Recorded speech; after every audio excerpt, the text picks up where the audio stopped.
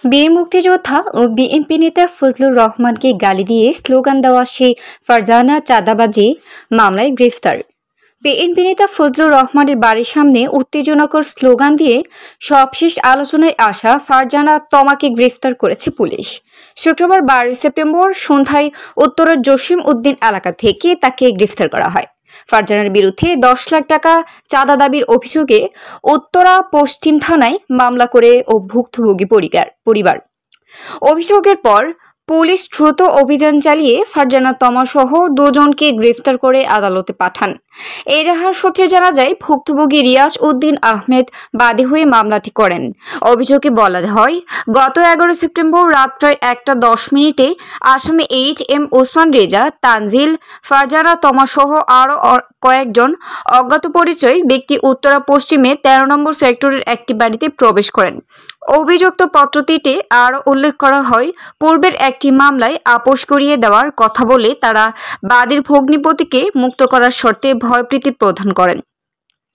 10 লাখ টাকা দাবি করে হুমকির মুখে বাদী কষ্ট হয়ে বিভিন্ন জায়গা থেকে 5,50,000 টাকা জোগাড় করে আসামিদের হাতে তুলে দেন। তবে অবশিষ্ট 4,50,000 টাকা না দিলে বাদী ও পরিবারকে বড় ক্ষতির মুখে পড়তে হবে বলে তারা চাপ দিতে থাকে। এর আগে বৃহস্পতিবার 11 সেপ্টেম্বর মধ্যরাতে উত্তরের 13 নম্বর সেক্টরের 6 নম্বর রুটের একটি বাসায় প্রবেশ করে 3 জন সমন্বয়ক পরিচয় দেন। সেখানে তারা দেলোয়ার হোসেন নামে একজনকে মামলা থেকে অব্যাহতি পাইয়ে দেওয়ার কথা বলে 10 লাখ টাকা চাঁদা দাবি করেন। তাদের 5.5 লাখ টাকা ব্যবস্থা করে দিলেও আজ শুক্রবার 12 সেপ্টেম্বর বিকেল 4টার মধ্যে বাকি টাকা দিতে বলেন। তারা পরিবারটিকে নানা রকম হুমকি দিয়ে চলে যান। ঘটনার পর রাতেই বিমানবন্দর থানার সামনে থেকে সমন্বয়ক নোমান রেজাকে গ্রেফতার করে পুলিশ।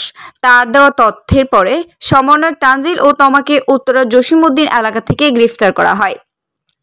এখানে যাদের গ্রেফতার করা হয়েছে তারা কিছুদিন আগে মুক্তিযোদ্ধা ফজলুর রহমানের বাসায় ঘেরাও দিয়েছিল সেগুন বাগিচায়। আর যে মেয়েটি ফজলুর রহমানকে নিয়ে স্লোগান দিয়েছিলেন তিনিই হলেন সমন্বয়ক ফারজানা তমা।